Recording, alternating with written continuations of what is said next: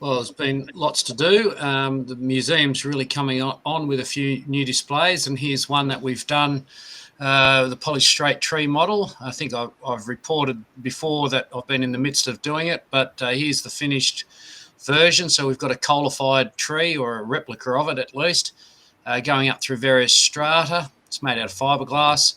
We've got real coal down the bottom, based on your suggestion, Joe. But yeah, went around to a local coal mine and got some coal, and got a few fossils in there. So that's telling the story of polished straight trees, which regular viewers will be very familiar with of the show. Been doing a few other things as well. I've finally established another display cabinet of after their kind. So you've got a great fossil crab and the seahorses in there as well, and bryozoans and various shells and those sorts of things. So that's good to have up as well. I think I might have shown the physical version of this the last show that we did together, which is a coelacanth sculpture. It's actually not an exact cast, but it's a sculpture based on the original fossil, and that'll just be another sort of after their kind, given that the coelacanth was an early indicator apparently of evolution from fish to land animals, which is obviously false. So that's another great addition. I don't know if Joe or John want to comment on this one, but this is when we went to the coal mine. We found this great piece of layered coal. It's quite a big piece actually, but some very sharp boundaries there on the... I'll comment on that for you, Craig, because I've been to that coal mine, and we got some great fossils there. But the thing that is characteristic of all coal mines, basically all around the planet, except for the brown coal ones, the black coal ones are really noticeably layered. Just like you find the strata on either side there, you've got grey shale above and below, and that's layered. But the coal itself, so the plants in the coal that form the coaling material don't just live there, grow there, fall into the swamp as they die and get covered up.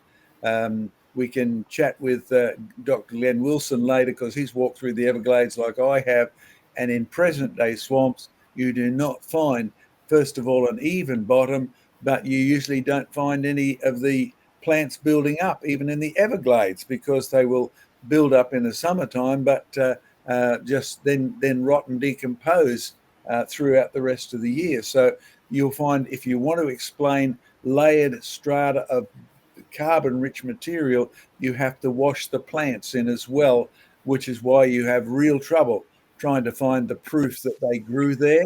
You know, the ecology that's preserved with the worms and with the roots and all of that, it's just lacking from the major black coal seams all around the planet. And in the brown coal seams, yes, we've done a few programs on coal. The brown coal seams are flood deposits of logs and bits of wood. They just haven't been totally carbonized yet. They are fermented wood, and I really mean fermented. So you find lots of wood alcohol there, and it will explode if you don't have your exhausts in your car, particularly muffled against sparks and things like that. So that's great coal, Craig, great for your displays on formation of washed-in materials to make coal.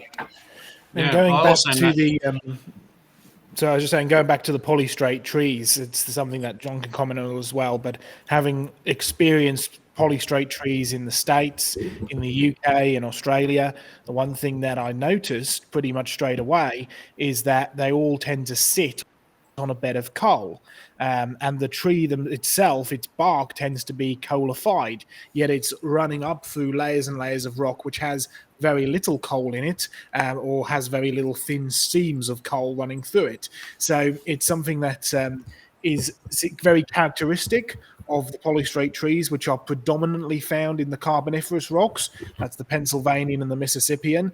Sometimes they're found in the sort of Permo-Triassic rocks as well, like the ones in Australia.